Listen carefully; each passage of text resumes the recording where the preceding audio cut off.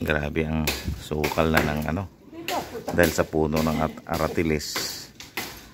Yan o. Hindi madaling tanggalin. At ang kapal na kaya sira ang mga bubong ng mga nakalibing dito. Sa libingan ni Tita Pels ay nako, bulok na. Oh, ang bubong kaya gagawin na nila Kuya Rani. Oh, kapal na ng ano. Pati kabila, sira na rin yan ang bubong. Nandyan yun ang ano, nandyan lupa. Kaya yung kapitbahay dyan, pwede na rin nilang ipagawa yun. Doon mo hilahin sa kabila ka. Punta ka sa kabila. Ayan, kaya Diyan mo hilahin. Hilahin na lang. Kailangan tatatarin yung pagbabago. Sisiga tayo. O, hilahin mo pa yun nasa taas. Bitiwan mo muna yung hawak mong ano na yan. Hilahin mo na muna yan. Yung muna yung pagbabago mo. Bitawan mo na itak. Ayun man. Ako lalagay ito. Diyan lang muna.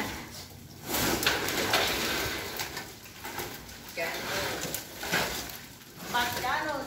Sige, hilawan. hanap.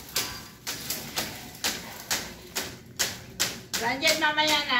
Mamaya na yan. Hilahin ito. Hilahin mo yun lang. Baras-baras na yan. Pumunta ka rito.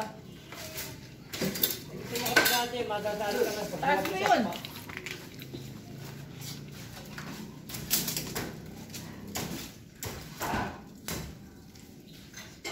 O, Dini, tumampa ka rito. Hilahin mo yung nakalawit na yan.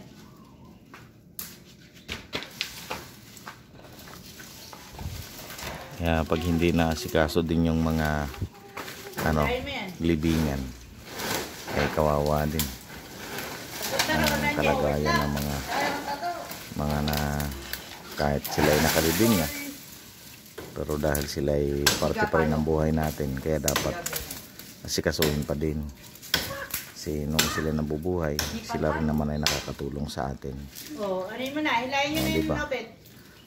Kaya salamat sa mga kapatid namin tumutulong. Hilahin mo rin yun yung sanga niya yung malaki. May nag-asikaso dito. Oo, papunta rito. Angatin mo. Angatin mo. Eto. Buhat.